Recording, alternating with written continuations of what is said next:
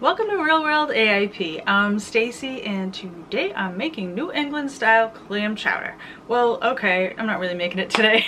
I filmed this back in July. I just want to put this little intro in because this recipe is absolutely delicious. The flavor is amazing, but it does need more thickener than that recipe that I filmed. And all you have to do to make it so perfect is add a little bit of, you probably have cassava flour, or you can add mashed sweet potato, white sweet potato. Just add a little bit of that mashed into it. Any root vegetable you have laying around. So if you have the yautía, you have some green bananas, throw those in there. What I used my taro flour. If you want to know how to make that, it was so good and thick and just So anyway, this recipe is awesome. Just add thickener at the end. That's all you need to know. I hope you love it. Here we go. Let's make some clam chowder. First thing I'm gonna do is fry up some bacon. I'm using 4 strips of AIP compliant bacon that I found at Whole Foods. I just kind of coarsely chopped it. And then we're going to heat that up till it's nice and crispy. That's what I'm talking about. When we get to this stage, I'm going to throw in 1 red onion. And I'm going to cook that in the bacon fat. Just go until those onions are nice and soft. I'm gonna add 5 cups of shellfish stock to that. So basically, where did I get the shellfish stock?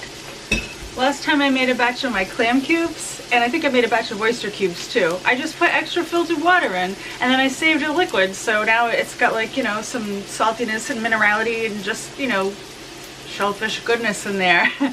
Seafoody liquid, there you go. Save your clam cube juice or boil a fish head, or I don't know. 5 cups. I'm going to add that right to the softened onions and bacon.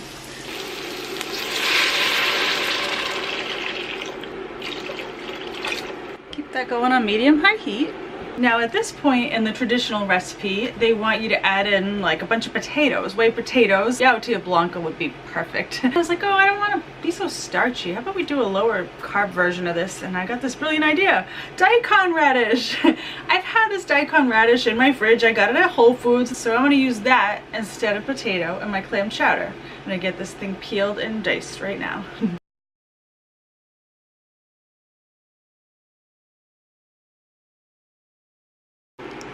Don't they look like white potatoes? I'm just gonna put this right into that broth and onion and bacon mix that I've been heating up. We're gonna cook this until the daikon root is just a little bit softer, for like 10 minutes. At this time, I also just want to add in 1 big bay leaf. This is a teaspoon of fresh chopped thyme that I got from my garden, or you could use a ½ teaspoon of dry thyme. I'm also going to add in just a ½ teaspoon of salt. I'm being cautious with the salt because the seafood broth is going to be a little salty anyway. So this has been going and going and going. It took a little longer to soften the daikon than I thought, but you want this to be fork tender. So just keep going until it's fork tender. So we could do a brothy chowder, but New England clam chowder's got to be creamy. So I'm going to add in some coconut milk to give it that creaminess. If you want to do a Manhattan chowder, just throw in some tomato sauce. So to this, I'm adding 1 cup of AIP compliant coconut milk. This brand I'm using is Arroy-D.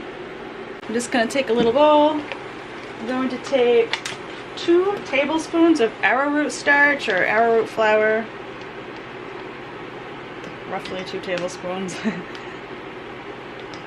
just gonna pour in enough cold water to mix this up, like that much. Basically, I just want to get this mixed up so that it's all dispersed in this water so that it doesn't form clumps. They call this a slurry. So let's pour that arrowroot slurry into the chowder. Yummy! Take that bay leaf out. You don't want to eat that. And then we're just gonna add some fresh chopped parsley. And last but not least, obviously we need to add clams to our clam chowder. So you can either buy, like, you know, 4 or 5 dozen little necks, steam them just until they open, and then reserve them, mince them up, add those at the end. You could use your frozen clam cubes, thaw them out, mince them up, add those in at the end.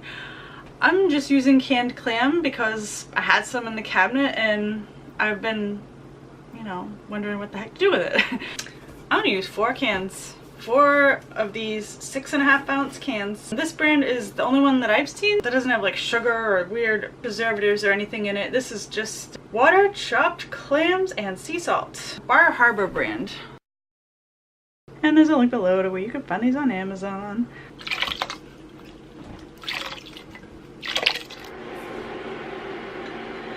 So I heated it back up to bubbling.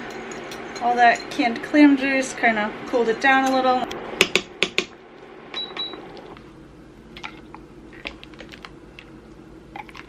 There it is.